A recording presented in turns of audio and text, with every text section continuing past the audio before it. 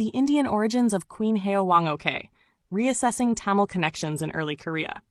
The legend of Queen Heo Hwang-ok, a foreign princess who married King Suro of Geumgwan Gaya in 48 CE, is a foundational narrative in Korean cultural memory. Recorded in the Samguk Yusa, Memorabilia of the Three Kingdoms, compiled by the Buddhist monk Iryeon in the 13th century, the story tells of a royal woman from a distant kingdom named Ayuta, who journeyed by sea to marry the Korean monarch and help establish one of the early states of the Korean Peninsula. Today, Heo Hwang-ok is revered as the matriarch of the Gimhae Heo clan, and her legend has become a symbolic bridge between India and Korea. Origins and historical record.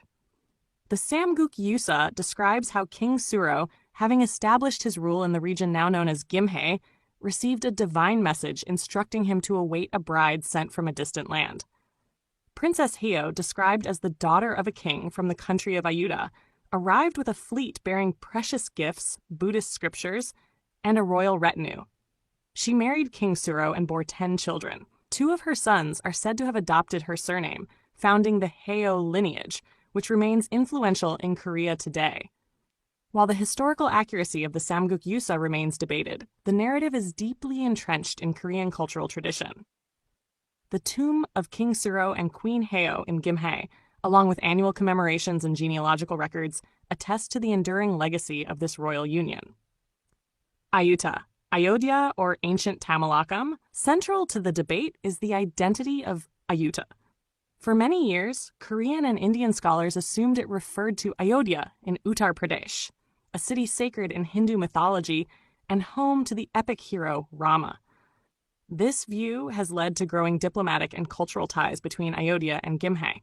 In 2001, the Queen Heo Memorial Park was inaugurated on the banks of the Sarayu River in Ayodhya, with support from the South Korean government. The memorial was expanded in 2019 in a ceremony attended by South Korean First Lady Kim Jong-suk.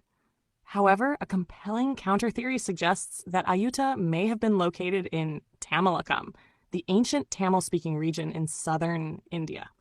Proponents argue that cities such as Kaveri-Pattanam, Pumpuhar, or Kayalpatnam, renowned for their flourishing trade networks, are better candidates. These coastal Tamil kingdoms were actively engaged in maritime commerce with the Roman Empire, Southeast Asia, and possibly even East Asia as early as the 1st century CE. Tamil Sangam literature from the period vividly describes ocean voyages, merchant guilds, and royal diplomacy involving overseas alliances. While no direct Tamil source mentions Heo Hwang-ok, the poetic traditions of the Sangam age are replete with references to seafaring women, princesses involved in diplomatic missions, and ships laden with precious cargo navigating the Indian Ocean and beyond. Additionally, Indian maritime expansionism during this era was not solely North Indian in origin. Tamil dynasties such as the Cholas and Pandyas maintained long-standing naval power and overseas contact, shared legacy, and modern commemoration. Regardless of Ayuta's precise location, Queen Heo Hwang-ok has become a cultural emblem linking India and Korea. In South Korea, her tomb is a revered historical site, and many Koreans proudly claim descent from her through the Heo and Kim clans of Gimhae. In India, the growing awareness of this ancient connection has led to increased scholarly interest and cultural exchanges. Today, Heo Hwang-ok stands as a symbol of prehistoric diplomacy and intercontinental exchange.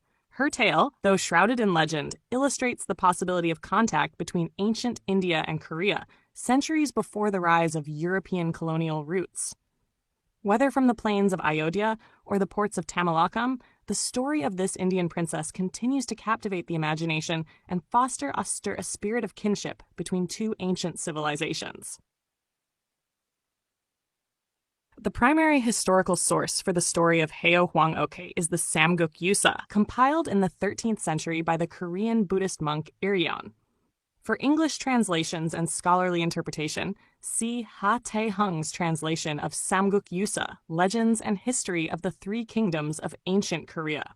Further research on the Tamil connection can be found in the works of Indian maritime historians such as K. Rajayan, and in archaeological studies of Pumpuhar and Kayalpatnam. Official reports from the South Korean Ministry of Foreign Affairs and Cultural Diplomacy documents record the inauguration and expansion of the Queen Heo Memorial Park in Ayuta.